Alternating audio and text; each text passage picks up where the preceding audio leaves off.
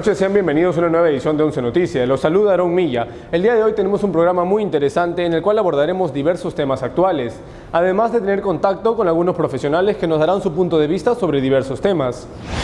Y bueno, iniciamos con un informe sobre un tema sensible para algunos sectores del país, debido a que se trata de la educación de sus hijos. Debido a que el Pleno del Congreso aprobó por mayoría eliminar el enfoque de género de la currícula escolar, tras un decreto legislativo, normas las cuales fueron aprobadas gracias a las facultades legislativas que les fueron otorgadas al Ejecutivo en septiembre de 2016. Tras la reciente aprobación del Congreso para eliminar el enfoque de género de la currícula escolar, se deja en pausa la Política Nacional de la Igualdad de Género que fue aprobada por el Decreto Supremo en el año 2019, durante la gestión del expresidente Martín Vizcarra. El Pleno del Congreso aprobó este jueves el proyecto de ley 904-2021 de la Comisión de Educación que plantea una intervención obligatoria de los padres de familia en la realización de materiales educativos, lo que, según la congresista Flor Pablo, quitaría autonomía al Ministerio de Educación y pondría en riesgo la educación con enfoque de género en la actual currícula. De todas maneras es importante porque esto va a determinar más el tema de responsabilidad social y responsabilidad familiar, ¿no? Social en cómo va a repercutir en la contribución que van a hacer los padres, ¿no? Y familiar en que se van a dar cuenta que tener un hijo, más allá de darle un uniforme y alimentarlo, hay cosas más importantes que hacer, ¿no? Y eso es ver qué cosas están aprendiendo los niños en la escuela, ¿no? O sea, revisar, ser parte de, y no solo creo del tema de educación en enfoque de género, ¿no? Sino educación en temas de las ciencias sociales, ciencias naturales, etcétera, ¿no? Este dictamen fue aprobado con 88 votos a favor, 17 en contra y 13 abstenciones, y quedó exonerado de la segunda votación con 91 votos a favor, 18 en contra y 8 abstenciones. Han votado a favor 88 congresistas, 17 en contra, 13 abstenciones. Ha sido aprobada en primera votación el texto sustitutorio de la Comisión de Educación que impulsa la calidad de materiales y recursos educativos en el Perú. Entonces, ellos son los abanderados de los grupos, inclusive que se llama Con Mis Hijos No Te Metas, que es una organización ciudadana, pero de corte eclesiástico, porque ellos quieren imponer a Cristo en todas las escuelas y todo lo que es enseñanza religiosa, y no quieren saber nada con la modernidad, con los avances de la ciencia, de la educación, con los avances del desarrollo de la juventud, de las escuelas. O sea, no son ilustrados.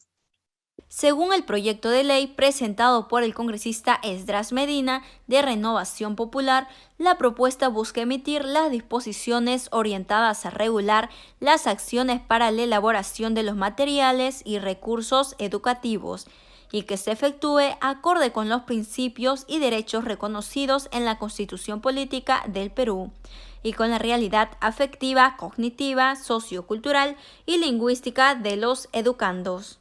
La integridad, la honradez, el respeto, ¿no? Que ahí podemos promover como padres de familia en las diferentes actividades que realicen, ¿no? Tienen un cronograma, unas normas de convivencia dentro del hogar, el cual, por ejemplo, en un día a mi hija le puede tocar preparar un postre o servir la mesa. Eso lo hace un lunes. Al día siguiente, el día martes, también darle la misma actividad a mi hijo, ¿no? De esa manera estamos fortaleciendo con esa educación y con esos hábitos que existe una igualdad, ¿no? Tanto de responsabilidades y también de reconocimiento, darles el mismo reconocimiento tanto a mi niña como a mi niño. Se propone que el Minedu vigile la calidad de los materiales, textos y recursos educativos, para la cual se debe garantizar que estos vayan acorde con los principios de educación peruana. Ya en el caso de las reuniones y las actividades que hay dentro de la institución, siempre participan los padres y las madres.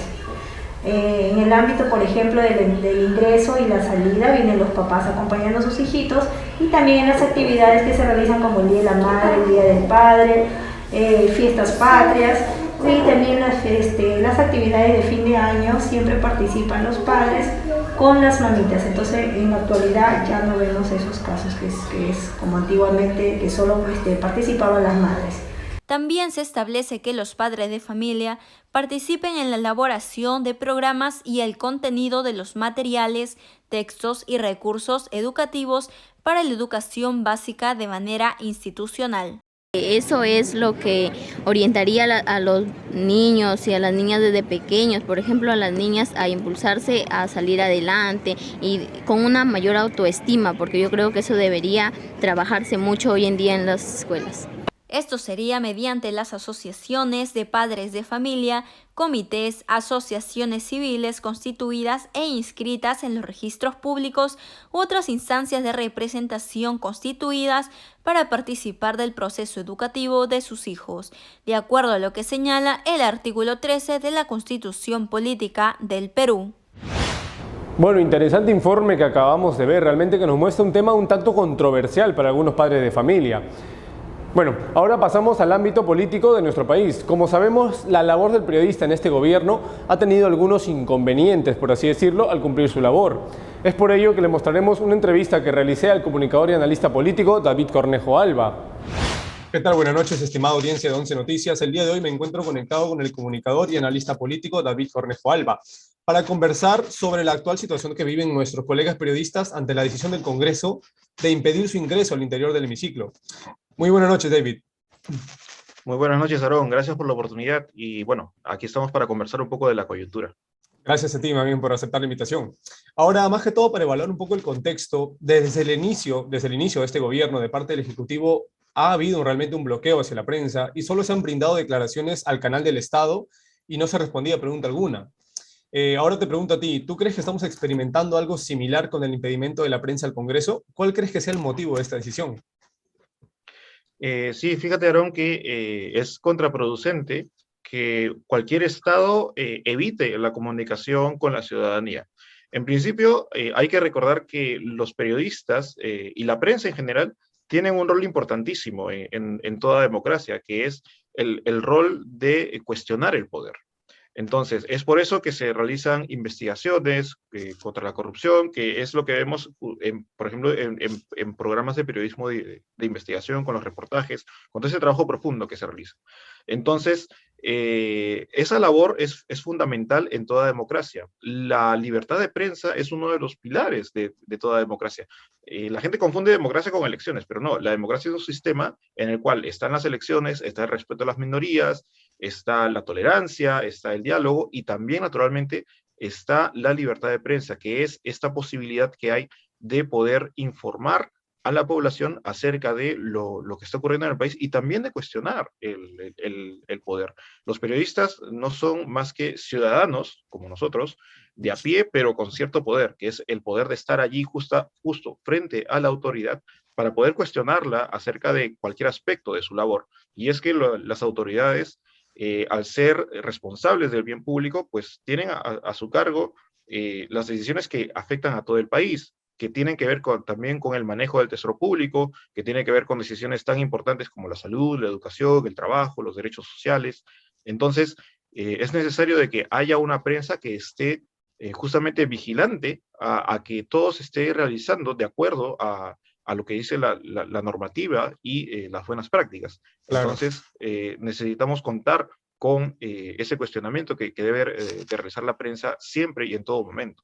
Yo te consulto a ti más que todo con lo que mencionas ahora de esta libertad de prensa y con respecto a este impedimento, ¿tú crees que ya es un paso a que se pierda esta libertad de prensa en el país? Sí, absolutamente. Esto ya es la pérdida de libertad de prensa. O sea, no, yo creo que a las cosas hay que llamarlas por su nombre y aquí tiene que haber una capacidad de indignación de parte de la ciudadanía, de parte de los partidos políticos, de parte de los otros medios, de parte de las organizaciones de la sociedad civil, que claro, varias de ellas han manifestado su opinión al respecto, pero igual es como que no se está percibiendo esta ola de indignación que debería haber ante una situación tan calamitosa como esta, porque cuando ya no existe libertad de prensa, O sea, ¿cuál es el siguiente paso? Que ya no haya libertad de opinión.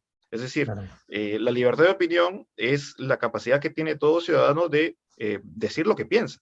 Entonces, si yo ya estoy cerrándome a la prensa, a brindarle información, a brindarle la posibilidad de que me cuestione acerca de qué es lo que yo estoy realizando como autoridad, lo que sigue que es que impedir a que la población dé su propia opinión, dé su libre pensamiento. Entonces, es sumamente peligroso. Y nuevamente, ese es uno de los fundamentos de la democracia. Entonces, estamos ante una situación sumamente peligrosa para el país. Y parece que no nos estamos dando cuenta de Claro, y ello. es muy delicada y es lo que a veces la gente no entiende. Y ahora más te pregunto a ti, más que todo para que le hagas entender al público en general, ¿por qué es importante que los periodistas puedan cubrir estas sesiones en el Congreso y estas labores que realizan los congresistas en el interior del hemiciclo? ¿Cuál es la importancia realmente de esto? Mira, yo pienso que tiene que ver con el nivel de participación política que tenemos. ¿Por qué es importante? A ver, cuando alguien pregunta, oye, tú hablas de política, hay mucha gente que dice, no, no me interesa. Bueno, cuando alguien dice que no me interesa la política, está diciendo en realidad no me interesa mi país. Exacto. Porque la política es la ciencia social que se encarga de la distribución del poder. ¿Quién tiene el poder en el país? Y ese poder que sirve para tomar decisiones a nivel nacional, nuevamente en temas de salud, y estamos pasando todavía por la pandemia, la economía, ¿no? Ante esta crisis económica que hay a nivel internacional. Entonces el Estado tiene que tomar decisiones.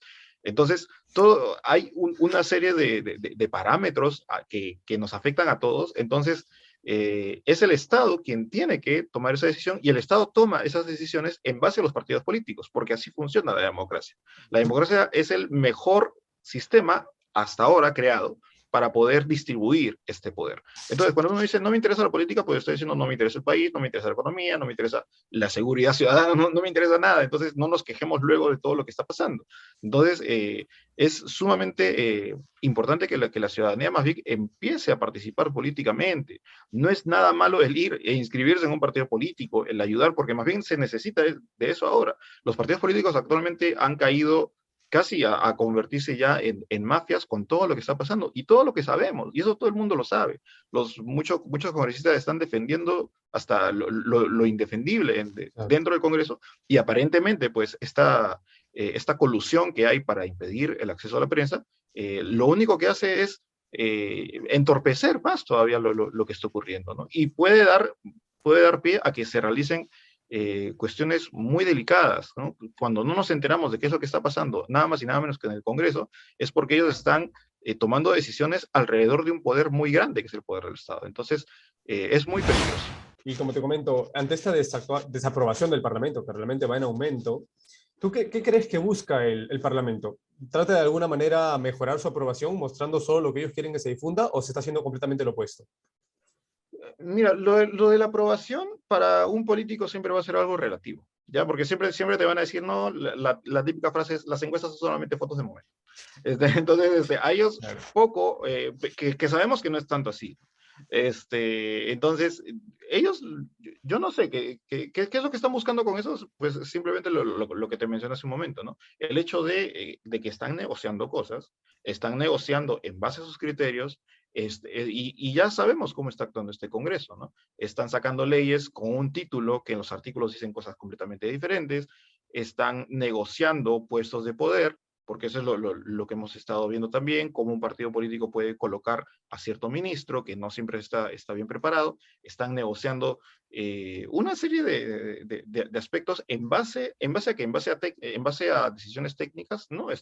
Básicamente son cuestiones absolutamente políticas, es decir, vínculos, relaciones. Entonces, lo que están haciendo ahí simplemente es darse el espacio para poder hacer sus propias negociaciones. Ahora, las negociaciones es algo típico en política.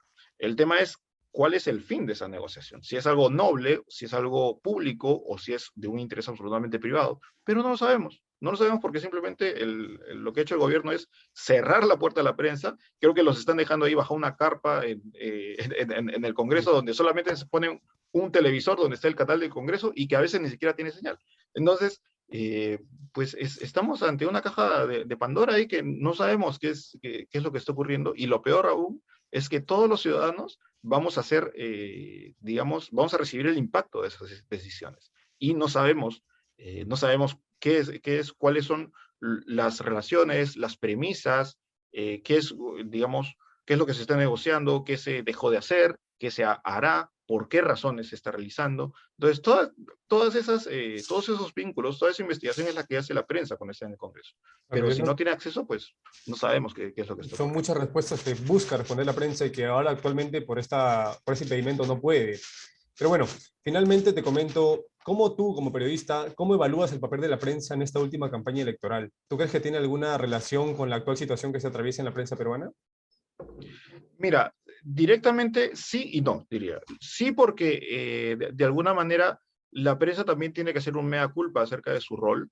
Yo creo ya en la academia, en las universidades donde se hacía periodismo, bueno, en las escuelas de periodismo, ya se ha estado hablando hace mucho tiempo de un proceso de pérdida de calidad en el tratamiento informativo, en la priorización de la empresa periodística como fin de lucro más que como fin de opinión pública. Los medios de comunicación no son cualquier fábrica de alimentos o de zapatos o de computadoras o de lo que sea. No es una fábrica, es una empresa que genera opinión pública y es en base a esa opinión pública que los ciudadanos tomamos decisiones. Decisiones tan importantes sobre hasta compro o no compro dólares, hasta debo invertir o no en mi empresa, hasta, no sé, debo de tomar algún tipo de decisión a diario, porque recordemos que el Estado nos acompaña desde que nacemos con nuestra partida de nacimiento hasta que fallecemos con nuestra partida de función. Entonces, es muy importante el estar informados de esto que está pasando. Entonces, las empresas de comunicación sí tienen que hacer un mea culpa acerca de cómo están realizando este tratamiento informativo, porque muchas de ellas han estado priorizando intereses económicos más que intereses sociales y públicos, ¿no? Que es lo que caracteriza a una empresa de comunicación.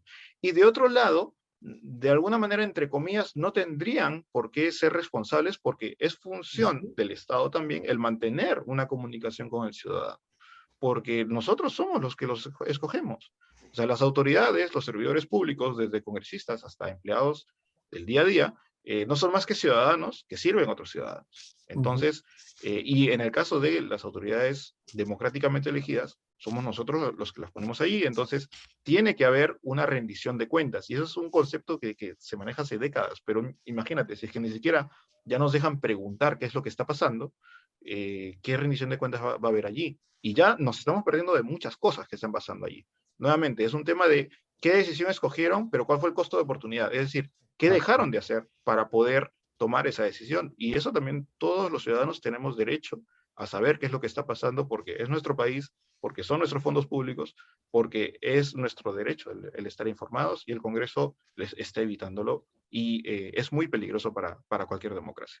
Ya sabemos, obviamente, la pésima decisión que está tomando el Congreso, pero más me ha gustado tu respuesta sobre la autoevaluación que también deben tener los periodistas ante estos casos, ¿no? Y bueno, de verdad, David, muchas gracias por compartir tu análisis con nosotros.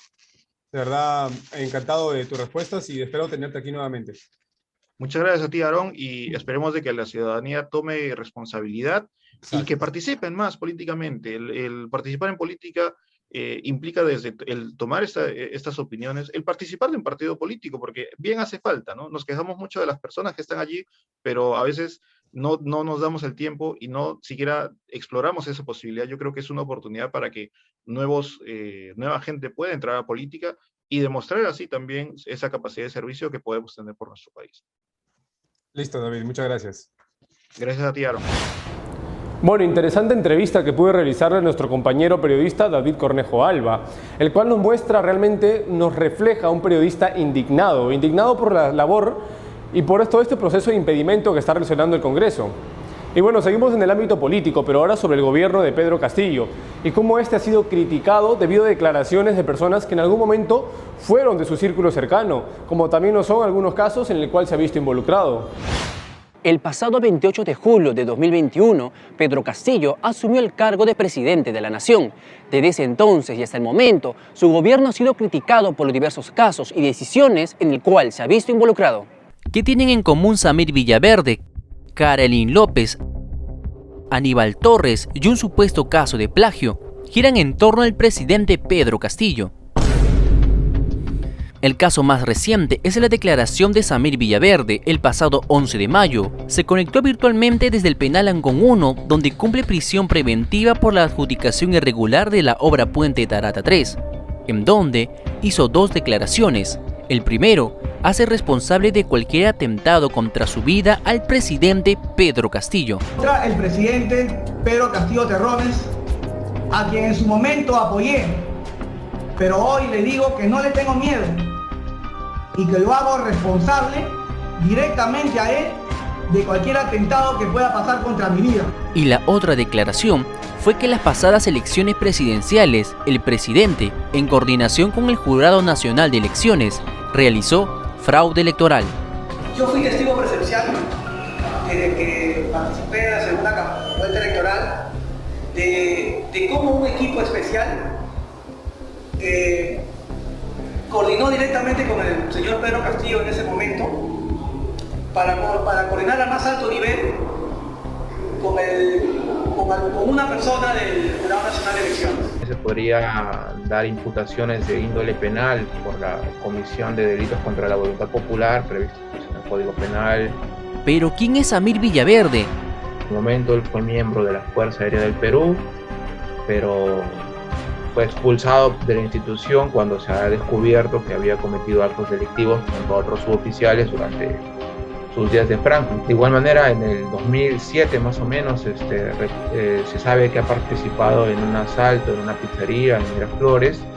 En el 2009 también ha sido condenado a 10 años de cárcel por robo agravado, pero curiosamente solo estuvo 2 años en el penal.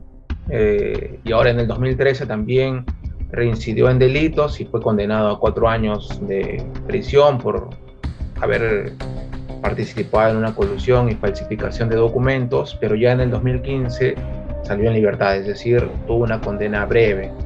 Es impresionante cómo una persona con diversos antecedentes haya formado parte del círculo cercano del presidente Pedro Castillo. Pero Samir Villaverde no es la única persona del entorno de Pedro Castillo que ha puesto su gobierno en blanco de críticas. Tenemos a Karelyn López. Ante la fiscalía, aseguró que Pedro Castillo es líder de una organización criminal que se infiltró en el gobierno. Los principales integrantes de la organización serían el dueño de la casa del Jirón Zarratea, segundo Alejandro Sánchez Sánchez, los sobrinos del presidente, Fray Vázquez Castillo, Roosevelt Oblitas Paredes y Jan Castillo Gómez, Bruno Pacheco, el titular del MTC, Juan Francisco Silva, y el empresario y especialista de seguridad Samir Villaverde. Es un grupo, por eso se le llama organización criminal. Dentro de toda esa organización criminal, cada uno tiene un brazo, una función. Uno se encargaba de cantar, el otro se encargaba de hacer las reuniones, el otro se encargaba de ver todo ese tema. Entonces, dentro de ellos también incluso están el sobrino. O sea, todos esos hechos que están ahí, que son familiares, que son entornos, son los que se contactan con las personas para ver la situación. Lo que se maneja como organización criminal y una colusión agravada en la del Estado. Además, menciona que la casa del Jirón Zarratea era usada por Castillo para reunirse con empresarios privados, los cuales posteriormente saldrían beneficiados. Estas son algunas de las varias declaraciones de Karelyn López que pondrían en jaque al gobierno de Pedro Castillo. Otro de los casos más polémicos y recientes es sobre el plagio de tesis del presidente y la primera dama. Que desde el punto de vista de investigación, el trabajo ha tenido muchas deficiencias.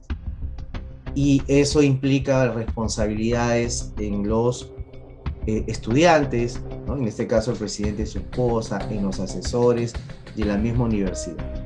Además, se habría cometido un fraude académico al validar talleres y cuestionarios que habrían utilizado para su investigación. La Universidad César Vallejo, a pesar de los cuestionamientos, afirma que la tesis del presidente mantiene su originalidad. La Universidad César Vallejo ya salió en una conferencia de prensa anunciando de que, si no me equivoco, aproximadamente es un 43% de similitudes. Lo cual, digamos, genera muchas dudas respecto a la autenticidad, porque nosotros sabemos que actualmente dentro de lo que es los procesos de investigación, el Turnitin se ha convertido en una herramienta valiosa para identificar el plagio. Por último, tenemos una de las decisiones tomadas por Pedro Castillo, el cual es la designación como premier a una persona que está siendo criticada por sus diversos comentarios. Uno de estos, poner como ejemplo a Hitler, Estamos hablando de Aníbal Torres. Adolfo Hitler visita Italia, el norte de Italia, y Mussolini le muestra una autopista construida desde Milán a Brescia.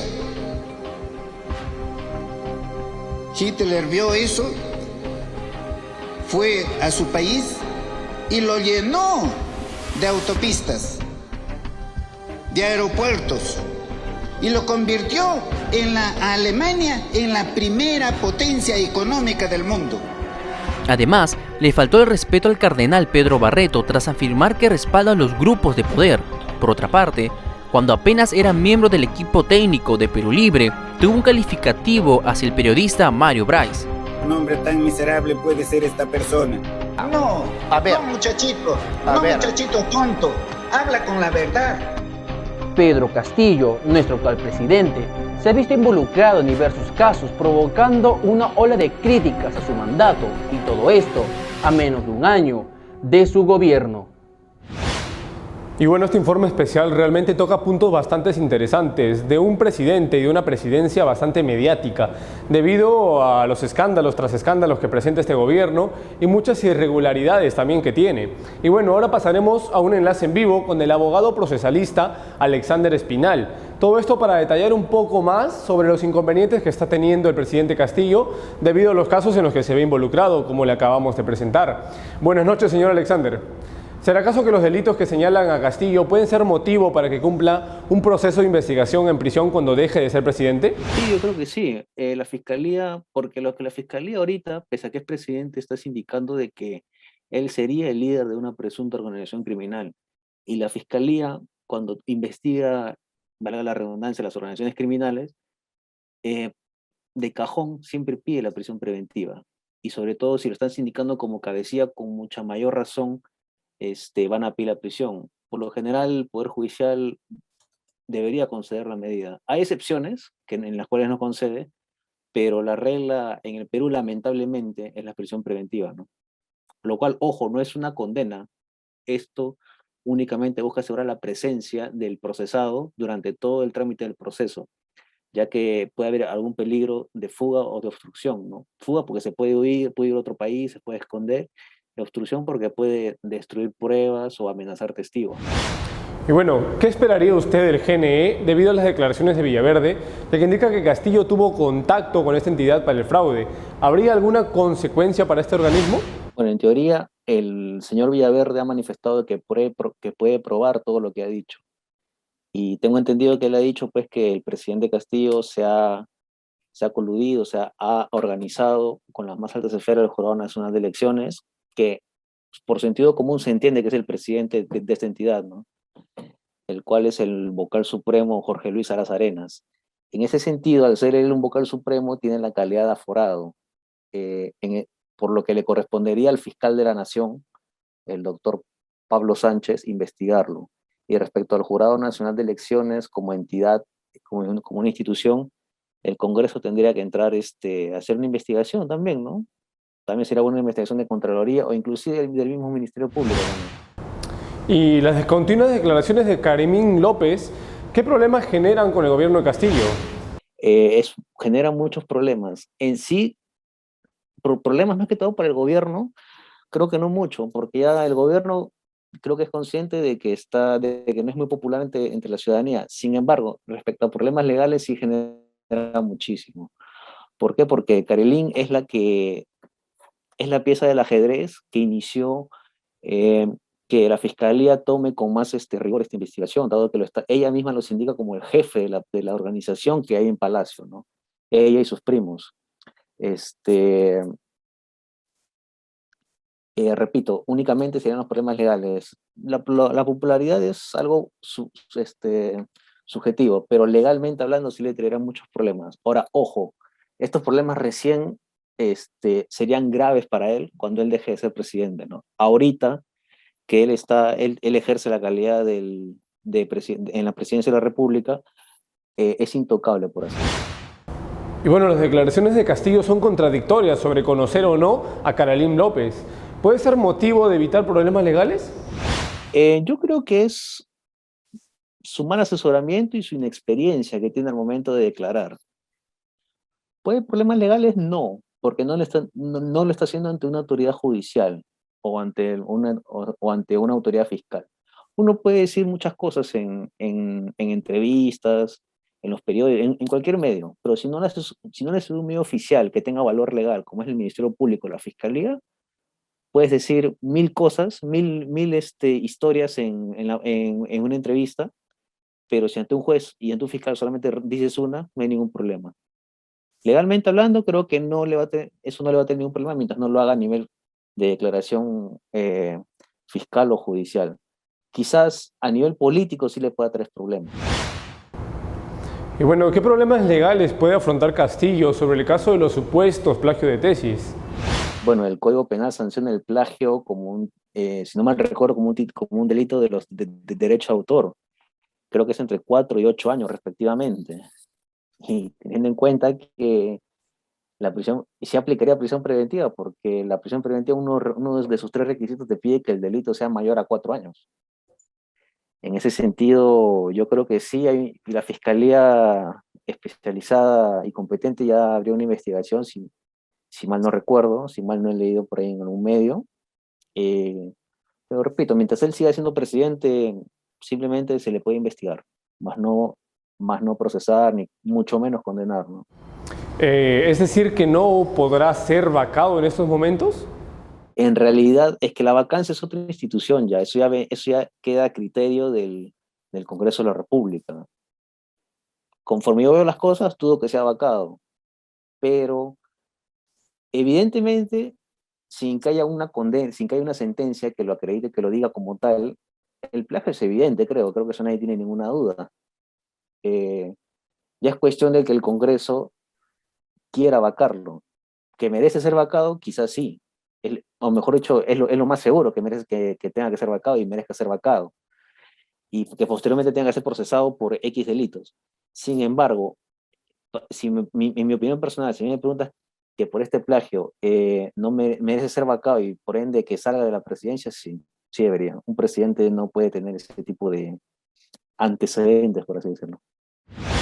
Es que, por ejemplo, este tema también involucra a la César Vallejo y realmente la Casa de Estudios afrontaría alguna denuncia por aprobar esta tesis sin la revisión necesaria. Bueno, más que denuncia, creo que acarrearía una sanción administrativa. No sé si la SUNEDO, en su ley universitaria o en algún otro cuerpo legal, establezca una sanción para que ante una universidad que otorgue un título así, ¿no? También no sé, lo más seguro es que la Fiscalía también investigue pues, a los supuestos asesores, a los supuestos, al jurado, ¿no? O inclusive a la directora del programa de posgrado de la Universidad César Vallejo, que creo, si no me equivoco, es la doctora Beatriz Merino, creo que se llama. Le pedirán su declaración a ella, no sé. Todos esperaban su renuncia, porque creo que es una personaje política conocida, de amplia trayectoria, pero bueno, pues como dicen algunos, prefirió seguir trabajando ¿cómo se llama? A salvar lo que le queda, o bueno, a salvar su honor, ¿no? Por así decirlo, ante una mujer tan académica, se le conoce también en el mundo académico. Pero respondiendo a tu pregunta en concreto, si puede la Universidad César Vallejo ser investigada o sancionada, yo creo que sí. Investigada creo que sí lo va a hacer, pero creo que únicamente respecto de las personas que han intervenido en la sustentación, en la elaboración y en el asesoramiento de la tesis. Más no creo. Pero bueno, ¿usted considera que Castillo está teniendo un mal asesoramiento legal? Sí, muy pésimo. Mal asesoramiento legal. Hay veces en las que creo que no debería ni declarar. Sobre todo antes que el actual premier, ahorita es el doctor Aníbal Torres, él antes era su ministro de Justicia. Aníbal Torres es una persona conocida en el mundo de la abogacía, es un académico con amplia trayectoria, con diversos libros. Sin embargo, para muchos que hemos leído sus libros, incluyéndome, es una decepción, o nos ha decepcionado profundamente las declaraciones que él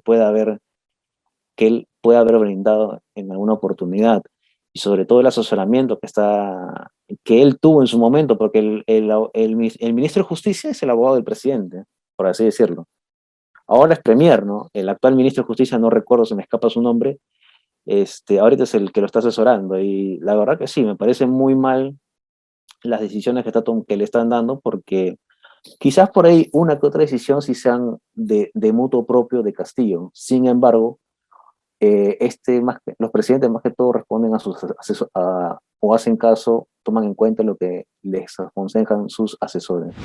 Y bueno, ya finalizando esta entrevista, ¿cuál cree usted que será el destino legal contra Castillo? Debido a que por ahora no puede ser procesado debido a su cargo. Pero terminando su mandato, ¿usted cree que pueda ser procesado? Sí, claro, él ahorita está protegido bajo la figura de la inmunidad presidencial, lo cual, por así decirlo, o sea, él atropella a alguien a propósito o dispara a alguien y no puede ser procesado. Puede ser investigado, sí. Entonces, en eso no hay ninguna duda. Pero mientras él no termine los 5 años, o mientras no renuncie, o mientras no sea vacado, él no puede ser procesado. No puede pisar, él nunca va a pisar una cárcel mientras siga siendo presidente. Eso sí. Ahora, ¿cuál es su destino legal? Bueno, hay varias investigaciones.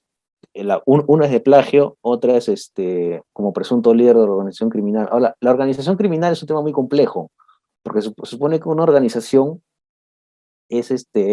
usualmente se organiza para cometer cierto tipo de delitos, ¿correcto? Donde es como una empresa, una fábrica, ¿no? Tiene un gerente general, los jefes de directorios y, bueno, sus mandos medios. En este caso, él está siendo sindicado como cabecilla. Un tema muy importante. En el derecho penal hay el derecho penal premial, en donde por ejemplo, lo que está haciendo Sammy Villaverna, cogiéndose a la colaboración eficaz, no lo condenan, pero él tiene que dar información, pues tiene que corroborar la información. Hay la terminación anticipada, la conclusión anticipada, entre otras cosas. Pero eso aplica para todos, salvo para el cabecilla de una organización criminal. Para el cabecilla, no tiene beneficios. No se puede acoger a ninguna delación premiada ni nada por el estilo. Va a ser complicada, se le vienen varios problemas cuando él deje la presidencia de la República y, bueno, va a tener que afrontar, yo creo que más de un proceso, podrían ser hasta 4 procesos. Y bueno, así culminamos esta entrevista. Gracias por tu tiempo, Alexander, y por brindarnos tus comentarios como abogado sobre los diversos temas que afronta realmente Pedro Castillo. Agradezco la invitación, de verdad, te agradezco muchísimo, Aarón. Es la primera vez para mí, me siento muy honrado, muy feliz, muy contento y la verdad que ha sido un momento muy agradable. De verdad, muchísimas gracias. Bueno, ahora dejaremos el ámbito político para ver el siguiente informe. Bajo el Mes Internacional de los Museos, la Municipalidad de Lima presentó la 18ª Feria de Museos a tu alcance. La actividad se desarrolló en la Plaza Francia del Centro Histórico de Lima, con el fin de incentivar a los jóvenes y personas adultas sobre la importancia de estos espacios culturales de nuestra localidad. Los museos atesoran el valioso patrimonio de la ciudad. Es por ello la importancia que tiene cada uno y el aporte cultural que le dan a la sociedad. Después de 2 años vuelve a realizarse el Museo a tu alcance, en su 18ª edición por el Mes de los Museos. Esta feria fue realizada por la Municipalidad y la Red de Museos Históricos de Lima, con la finalidad de promover la cultura e historia de nuestra ciudad. La feria se ubicó en la Plaza Francia, contando con la presencia de 40 importantes museos de Lima y personajes caracterizados de la época. Es una feria de museos en donde congrega en este momento más de 30 museos que ofrecen sus servicios de atención al público, sus horarios, lo que se encuentra en cada museo y los talleres pedagógicos y culturales que realizan. Es una feria de difusión. Entonces, aquí lo que se busca es promover la visita a los museos, que la ciudadanía, todas las familias visiten los museos y se apropien del patrimonio que ellos albergan y resguardan. En uno de los stands encontramos el Convento de los Museos de los Descalzos, que se ubica en el distrito del Rímac, ofreciendo al público un recorrido de más de 400 años de historia y arte, desde el siglo XV hasta el siglo XIX. Sí, bueno, el convento es un museo de arte religioso ubicado sobre el antiguo convento franciscano de los Descalzos o Nuestra Señora de los Ángeles, y en su recorrido pueden conocer precisamente la vida conventual, Son 4 patios que incluye la visita con sus respectivos ambientes como botica, capilla, comedor, también la bodega de vinos y parte de las habitaciones. Y a eso se suma la colección de pinturas que tiene, son más de 400 lienzos que van desde el siglo XVI hasta el siglo XIX, tanto de artistas europeos como también pues pinturas de Lima, Cusco y Quito. El evento contó con una programación que incluye actividades didácticas para todas las edades, donde aprendieron el significado del valor de los museos que posee nuestra ciudad. Uno de estos talleres estuvo a cargo del Museo Larco, donde los niños recrearon al ser mitológico Mochica Ayapaec, cuya misión es restaurar el orden, para lo cual atraviesa diferentes mundos en busca de la regeneración continua, como el retorno de las estaciones. Otro de los talleres que llama mucho la atención al público fue el modelado de sólidos platónicos a cargo del Museo Histórico del Mobiliario, que consiste en crear un gran cubo de arcilla. En plena reactivación turística y económica luego del confinamiento por la COVID-19, la feria ha tenido como objetivo promover la visita a estos recintos, que son focos culturales de la ciudad y constituyen espacios de conocimiento, educación y generación del diálogo para la comunidad. Todos los años se ha hecho, por motivos de pandemia, los 2 años anteriores se hicieron de manera virtual, pero siempre ha sido una feria de difusión y de promoción de los museos de la ciudad de Lima, ¿no? Uno de los stands que nos ofrece la feria es del Museo El Lugar a la Memoria, Tolerancia e Inclusión Social, un espacio de conmemoración pedagógico y cultural que alberga la historia de violencia ocurrida en el Perú entre los años 1980 y 2000. Busca poder transmitir los hechos que ocurrieron durante el periodo de violencia durante 1980 al 2000 y de esa manera también crear una conciencia ciudadana a través de la reflexión para la no repetición de estos actos de violencia y también de la vulneración de los derechos humanos. La feria nos ha abierto las puertas para conocer identidades, el legado cultural de nuestro pasado, educar y estrechar lazos entre la sociedad. No cabe duda que es importante rememorar la importancia de los museos de nuestro país y la historia que albergan. Los museos guardan el arte, cultura y nuestra historia, así que ya lo saben, por el mes de los museos visítenos, grandes y pequeños están invitados. Y bueno, interesante iniciativa por parte de la Municipalidad de Lima, y realmente esperemos que el gobierno siga estos planes también para que los niños, jóvenes y adultos puedan gozar del arte y cultura de nuestro país. Y bueno, eso ha sido todo por la presente edición de 11 Noticias. Nos reencontramos la próxima semana. Muchas gracias por vernos. Buenas noches.